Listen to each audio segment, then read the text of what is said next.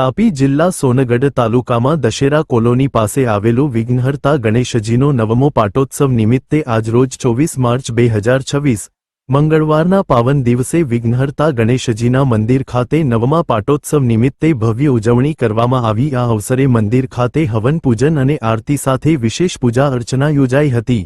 વહેલી સવારથી જ ભગવાન શ્રી ગણેશજીના દર્શન માટે ભક્તોમાં ભારે ઉત્સાહ જોવા મળ્યો હતો। મંદિર પરિસર ફૂલોથી આકર્ષક રીતે સજાવવામાં આવ્યું હતું અને સમગ્ર વાતાવરણ ભક્તિભાવથી ગૂંજી ઉઠ્યું હતું। પાટોત્સવ નિમિત્તે આ ભંડારાનો મહાપ્રસાદીનું અલગ અલગ સ્ટોલ લગાવવામાં આવ્યા હતા, જ્યાં મિત્ર મંડળ દ્વારા સેવાભાવથી વ્યવસ્થા સંભાળવામાં આવી હતી। ખાસ નોંધનીય બાબત એ રહી કે મહિલાઓએ પણ સ્ટોલ પર સેવા આપી અનોખું ઉદાહરણ પૂરું પાડ્યું હતું। કાર્યક્રમ દરમિયાન મહાપ્રસાદીનું ભવ્ય આયોજન કરવામાં આવ્યું હતું, જેમાં સોનગઢ શહેર સહિત આસપાસના વિસ્તારોમાંથી મોટી સંખ્યામાં ભક્તોએ હાજરી આપી પ્રસાદીનો લાભ લીધો હતો। અંદાજે 9000મી વધુ ભક્તોએ મહાપ્રસાદી ગ્રહણ કરી હતી। ભક્તોએ શ્રદ્ધાભાવથી આરતી પૂજામાં ભાગ લીધો અને ભગવાન પાસે સુખ સમૃદ્ધિ માટે પ્રાર્થના કરી। દર વર્ષની પરંપરા મુજબ આ વર્ષે પણ ભંડારાનું આયોજન કરવામાં આવ્યું હતું, જેમાં ભક્તો ઉત્સાહપૂર્વક જોડાયા હતા।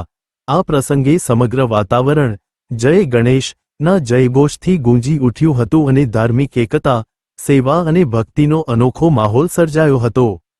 મંદિરનો નવમો પટોત્સવ હતો તે અંગે શું કહેશો? આજ રોજ નવમો પટોત્સવ હતો તે અંગે આજે અહીં સૌ ધર્મપ્રેમીની ભીડ છે। આજે લગભગ 8 થી 9000 માણસ પ્રસાદી લીધી છે। ધર્મપ્રેમીઓ આજે ખૂબ ઉત્સાહથી અહીં ઉમટી પડ્યા છે અને અમને એવું લાગે છે કે અમારી મહેનત આજે સફળ થઈ। બધાએ આજે સારી રીતે પ્રસાદી લઈને ધર્મપ્રેમીઓએ સાથ સહકાર આપ્યો છે, તે બદલ ગણેશ મંદિર વતી હું સૌનો આભાર માનું છું। જે યુવા સંગઠનો ગણેશ મંડળોએ પીરસવાની સેવા આપી એ અંગે શું કહેશો? સર્વ યુવા સંગઠનોએ જે સેવા આપી છે તે પણ એકદમ અપરંપરાગત રીતે એ લોકોએ સેવા આપી છે અને અમે ટૂંક સમયમાં કાલે મિટિંગ લીધી હતી। આજે કાલે બધાએ નામ નોંધાવ્યા હતા, તે પ્રમાણે બધાએ હાજરી આપી છે।